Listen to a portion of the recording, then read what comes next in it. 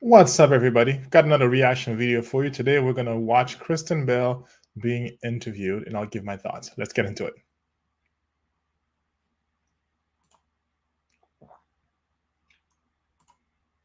There's nothing I craved more than, like, the first year you're working out your kinks. I loved it. We'd get in a fight, because we would fight a lot, and I'd, yell something, then I'd slam the bedroom door, then I'd slam the front door, then I'd get in my car, then I'd skid out the driveway, and then I'd just go, sit around the corner in my car. And it felt so good, and I realized how incredibly toxic it was only after he pointed it out. 3 months into our relationship, he was like, yeah, you can't leave anymore during fights. I'm not going to do that. And I was like, what? Mm-hmm. He's like, you can't do that. I'm not going to have a relationship. He has a very high standard. Wow, and that's a impressive. strong code of ethics. He's like, no, I have more respect for myself than to be I love you, but I'm not going to do that my whole life. And I was like, was that? Now, how many of you guys would have the guts to say that? And how many of you women would stick around after a man said that to you? Think about that. I'm guessing the answer is not what we would hope it is, because if it were, the dating market would not look the way it looks right now. But this man had the balls to say, no. And he wasn't making a scene about it. He wasn't going to throw a fit, but he was just very matter-of-factly, no. I'm not going to tolerate that. I can't be with you.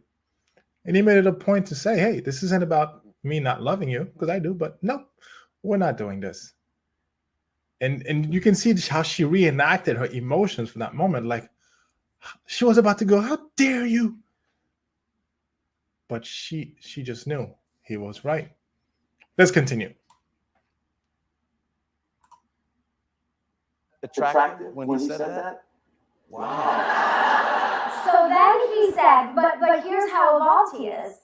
He said, let's just help you. You're not a good fighter. And I always thought I was, because you won. Right.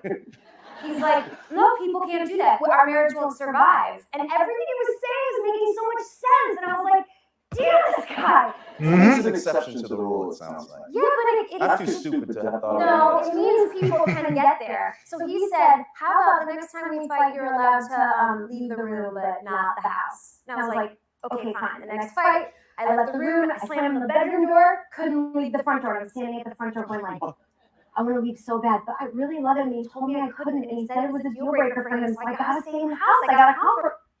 So do you hear this? This is her sorting through her mind, her feelings versus her word. Her feelings versus her word. The promise she gave this guy that she really likes, so that they can actually have a relationship that works in a healthy way. This isn't bullying. He's not being this pushy, overbearing guy. He was just like, no, I have a firm boundary. This is where it is. And let's help you get there. Because she actually was, he didn't know she would be willing to, but he said, well, let's help you get there. This is not how we're going to resolve conflict, but here's something. Instead of leaving, let's just have you can't leave the house. You got to stay here. And she had that moment where she had to make a choice. It was a conscious decision. This is what adult, mature relationships look like. It doesn't look like having zero fights, but it looks like, how do we actually disagree respectfully and become a better couple and better individuals in the process? This is awesome. Did he have the little white flags up like for the dog fence where you couldn't go past them? In my head he did.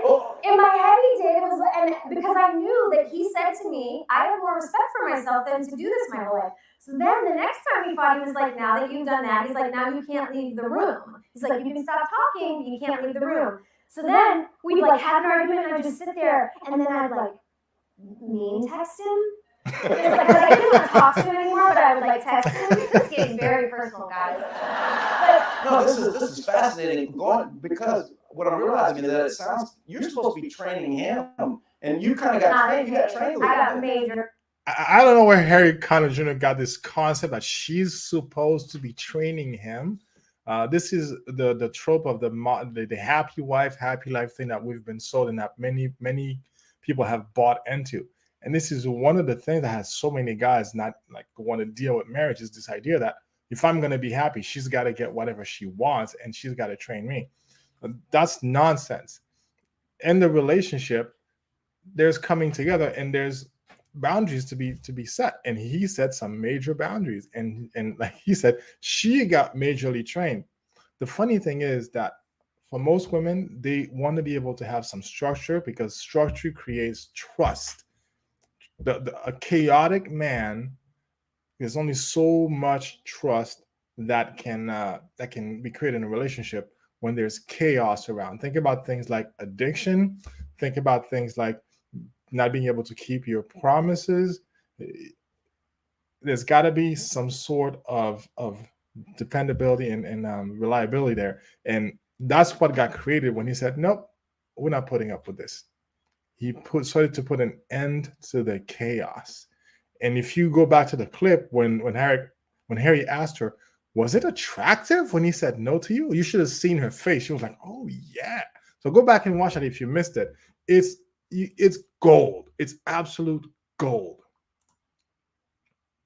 Really trained. Gee whiz. I And the fact that you're, okay, but And now we fight beautifully.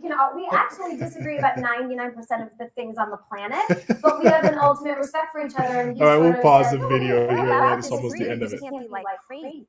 So we're basically at the end of this video here, and yeah. So she says we fight beautifully. I don't know what that means, fighting beautifully. Maybe it's disagreeing respectfully, like she demonstrated. But that's, I wouldn't say it's the goal. But if you're in a relationship that's really contentious, can you really do that for 30 years? Imagine just like every time you disagree on something, somebody slamming the door. So they found a way that works. He found a way to put his foot down and say, no, this is something I'm not going to tolerate, and communicate it. And she had the emotional intelligence to be able to hear him and do something constructive about it. There you have it. Let me know what your thoughts are in the comments. Be sure to like, subscribe for more videos, and I will see you next time.